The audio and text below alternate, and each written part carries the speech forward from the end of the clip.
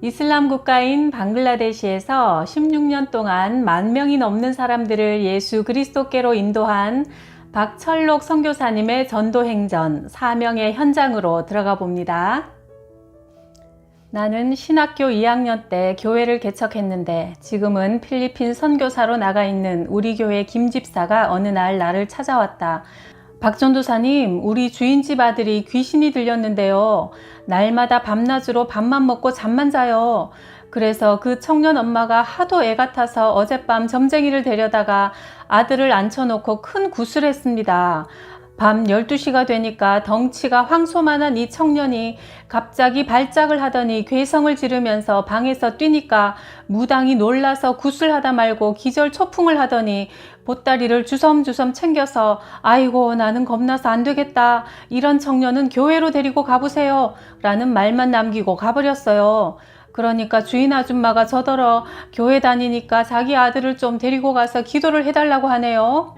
그래서 내가 그 집에 가서 보니 아주 가난한 집인데 아버지는 돌아가셨고 어머니와 둘이 살고 있었다. 그날은 시집간 누나도 와 있었고 귀신 들린 청년은 자고 있었다. 내가 방에서 무릎을 꿇고 기도를 하는데 주님께서 이 청년을 오늘 고치신다는 응답이 왔다. 나는 그의 어머니와 누님을 앉혀놓고 예배를 드리며 전도했다. 오늘 어머니와 누님이 회개하고 예수를 믿으면 주님께서 이 청년을 고쳐주십니다. 어떻게 하시겠습니까? 우리 아들만 고쳐주시면 믿겠습니다. 우리 동생을 고쳐만 주시면 저도 믿고 말고요. 그런데 문제는 지금보다 고치고 난 후가 더 중요합니다. 예수를 믿겠다고 해놓고 고치고 나서 안 믿으면 당신 아들이 지금보다 상태가 더 안 좋아질 겁니다. 그분들은 철석같이 믿겠다며 그 자리에서 예수님을 영접했다. 그리고 나는 그 청년을 깨워서 일으켜 앉히고 기도를 시작하니 그가 자꾸 헛소리를 했다. 이상해서 내가 물었다. 너는 누구냐? 나는 해인사 중이다. 언제 이 아이에게 들어갔느냐? 15년 전에 들어갔다. 너 왜 이 청년에게 들어갔냐? 이 아이가 중학교 때 해운대로 수학여행 왔을 때 들어갔다.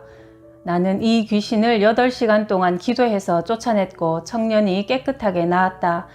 그런데 사람이 화장실 들어갈 때 마음하고 나올 때 마음이 다르다고 그의 어머니가 딴소리를 했다.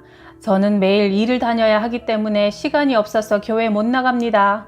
그의 누나도 태도가 돌변했다. 내가 언제 예수 믿는다고 했어요?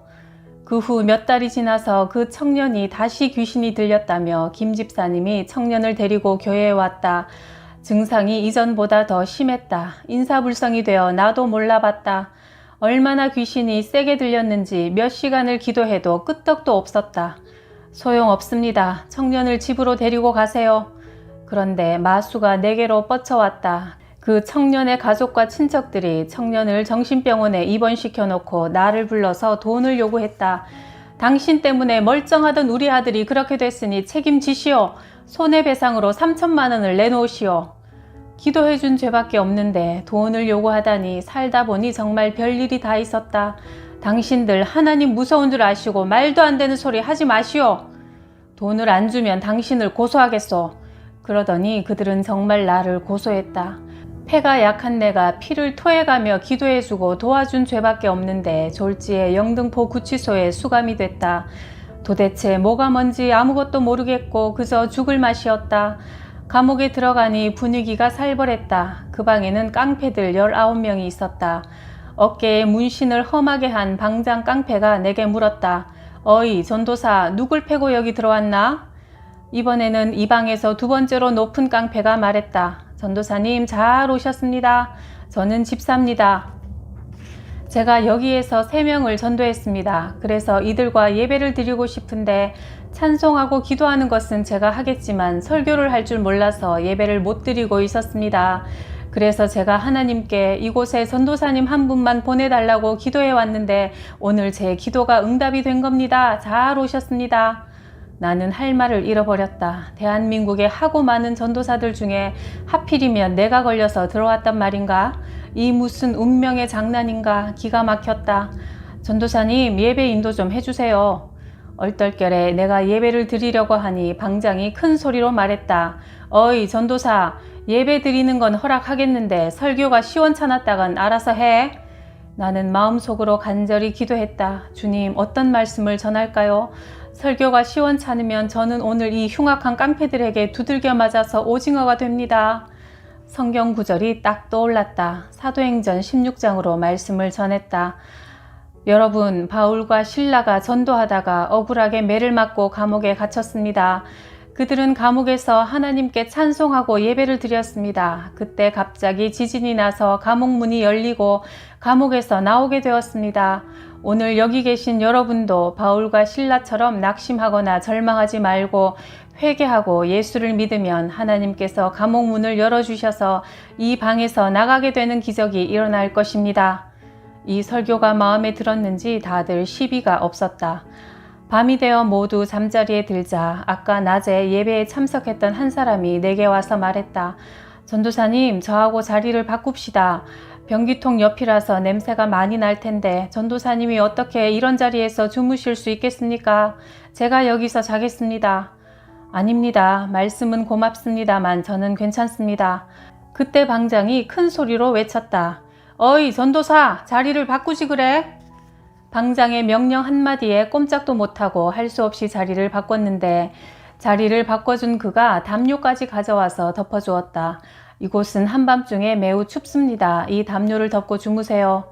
그는 담요 한 장 없이 웅크리고 칼잠을 잤다. 저렇게 인정 많고 착한 구석이 있는 사람들이 어떻게 흉악범들이 되었을까?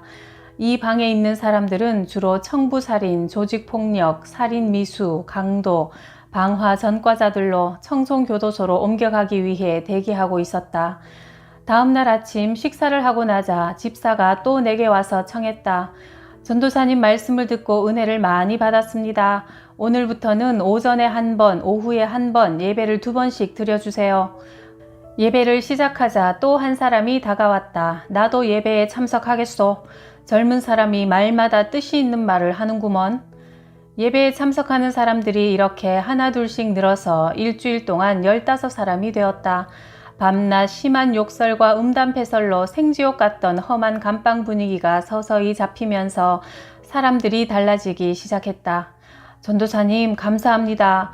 전도사님이 여기 오시기 전에는 세상 사는 것이 괴롭고 희망도 없어 꼭 죽어버리고 싶었는데 요새 전도사님 설교를 듣고 살 소망이 생기고 비록 죄짓고 감옥에 있지만 마음이 기쁩니다. 이제는 정말 예수님 잘 믿고 새 사람 되렵니다. 어느 날 아침 내가 예배를 인도하고 나서 벽에 기대어 잠시 앉아 있는데 내 앞에서 2사람이 치고받고 혈투가 벌어졌다. 한 사람은 예배를 드린 사람이고 한 사람은 아직 안 믿는 사람이었다. 간수들이 달려와서 피투성이가 된 2사람의 손에 수갑을 채워 진압하고 물었다. 또 왜 싸우는 거냐? 아 글쎄 이 새끼가 우리 전도사님 앞에서 부처님 다리를 하고 앉아서 한 손은 주먹을 쥐고 위로 올리고 한 손은 펴서 앞으로 내밀면서 돈을 내놓을래 군밤을 맞을래 하며 우리 전도사님을 조롱하잖아요. 간수님 내 말 좀 들어보시오. 내가 이 감방에 온 뒤로 세상 살고 싶지 않고 콱 죽어버리고만 싶었는데 우리 전도사님 설교를 듣고 살고 싶은 소망이 생겨서 나도 한번 마음 잡고 새 사람이 되어 살아보려고 요새 사고도 치지 않고 열심히 예배드리고 착실하게 감방 생활하며 살고 있는데 오늘 아침 이 새끼가 우리 귀하신 전도사님을 모욕하니 내 청송갈놈이 뭐가 겁나겠소. 이 자식을 오늘 콱 죽여버릴 거요. 2사람은 간수들에게 붙들려 갔다가 한나절 후에 다시 돌아왔다. 그 난리 후에 2주가 지나자 내 앞에서 부처님 모양을 하고 앉아있던 그 사람까지 예배에 참석했다. 감방 안이 교회가 되었다. 주님의 놀라운 은혜였다. 나도 어느덧 이런 감방 생활에 적응이 되어가고 있었다. 처음에는 독사굴 같고 생지옥 같아서 그렇게도 싫던 감방 생활이 차츰 좋아졌다. 그리고 감사가 나왔다. 내가 이런 감옥이 아니면 어디 가서 흉악한 깡패들을 내 평생 한 명이라도 전도할 수 있겠는가. 그러나 사평 남짓한 이 조그만 감방에 20명이 싫든 좋든 내 설교를 다 들어야 했다. 한 번, 2번 자꾸 듣다 보니 믿음은 들음에서 난다고 이들 모두가 주님을 믿게 된 것이다. 이제는 전도하는 기쁨 때문에 감방 생활이 즐겁고 체질이 되어가고 있는데 어느 날 석방이 되었다. 나를 고소한 집에 귀신 들린 아들이 나 때문에 정신병자가 된 것이 아니라 본래부터 문제가 있었다는 것을 우리 교인들이 동네 사람들에게 서명을 받아 경찰서에 제출했기 때문이다. 나는 무죄로 20일 만에 석방되었다. 이제 며칠만 더 있으면 마지막 한 명 남은 방장도 전도가 될 것 같은데 하필 이때 나가라니 그저 아쉽기만 했다. 잘 됐습니다. 어서 나가세요. 방한 사람들은 모두 자신의 일처럼 기뻐하며 말했다. 비록 짧은 시간이었지만 벌써 우리는 친구가 되었고 정이 들고 의리가 생겼다. 이 세계는 곧 죽어도 정과 의리의 세계가 아닌가. 전도사님, 나가셔서 부디 좋은 일 많이 하세요. 모두들 눈물을 글썽이며 작별을 아쉬워했다. 그런데 내가 출소한 지 일주일이 지난 주일 아침, 깜빵에서 같이 있었던 두 사람이 교회로 나를 찾아왔다. 나는 너무나 반가웠다. 아니, 도대체 어떻게 된 일이요? 우리도 석방이 되어 출소했습니다. 저희는 청송교도소로 갈 수밖에 없었던 사람들인데 기적이 일어났습니다. 판사 언도가 있기 전날 밤 제가 꿈을 꾸었는데 박 전도사님이 우리 감방문을 열고 들어오셔서 제 손을 잡고 데리고 밖으로 나가셨습니다. 깜짝 놀라 깨어보니 꿈이었는데 다음 날 법원에 가서 언도를 받는데 판사님이 뜻밖의 판결을 내리셨습니다.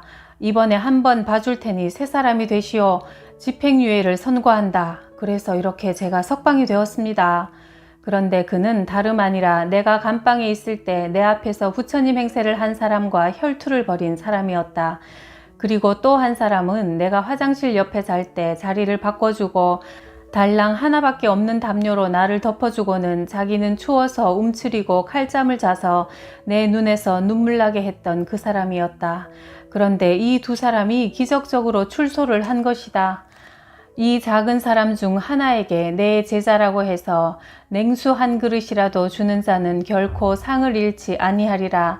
마태복음 10장 42절 말씀대로 모진 감옥에서 자기 앞가림하기도 힘든 상황에 나를 선대한 이 두 사람을 주님께서 기억하시고 상을 베푸신 것이다. 나는 주님께 감사했다. 내가 처음 감방에 들어갔을 때는 아니 귀신 쫓아내려고 목에서 피가 터지도록 기도해주고 감옥에 가는 이런 억울한 일이 어디 있느냐. 어째서 이런 일이 내게 일어나는가 이해를 못해 괴로웠는데 그러나 생각지도 않게 감방에서 깡패 18명을 전도하고 나서 나는 깨달았다. 아, 내가 진짜 그 감방 집사님의 기도 응답으로 대한민국의 수많은 전도사들 중에 가장 용감한 전도사로 뽑혀서 그곳에 들어가는 영광을 누렸구나.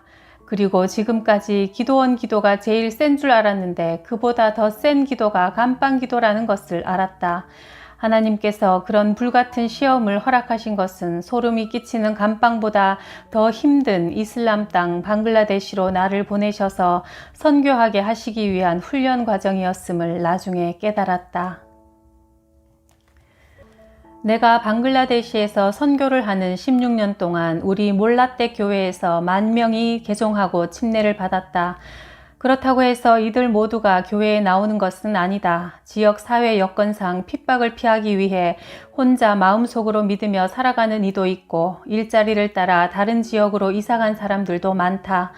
또 개종에 따른 각종 불이익을 견뎌내지 못하고 다시 돌아간 사람도 있다. 하지만 어쨌든 살벌한 무슬림 사회 속에서 한 교회에서 10,000명이 넘는 사람들이 침례를 받은 것은 놀라운 성령의 역사다. 지금은 내가 두 번째 추방을 당해 현지에 없어도 교인들은 계속 전도하고 사역자들은 침례를 주며 개종 사역이 끊이지 않고 있다. 여러 위기를 만날 때마다 살아계신 주님의 강력한 도움을 체험하면서 은혜를 받고 담대해졌다. 그리고 나서 이제는 무슬림들을 두려워하지 않고 목숨 걸고 전도하고 침례도 주게 되었다. 내가 추방당하고 없는 동안 사역자들과 교회는 살아남기 위해 주야로 교회에 모여 기도하여 풍전등화의 위기를 극복하고 더욱 강해졌다. 이것을 본 우리 교인들은 이렇게 고백한다. 교회를 정부와 지역 무슬림들이 그렇게 끊임없이 혹독하게 핍박하고 또 지도자인 브라더도 없는데 교회가 어떻게 없어지지 않고 존재하고 있는가? 이것을 볼 때 몰라떼 교회는 성령이 강력하게 이끌고 가시는 교회다. 나는 그들의 이 고백을 듣고 주님께 한없는 감사를 드렸다.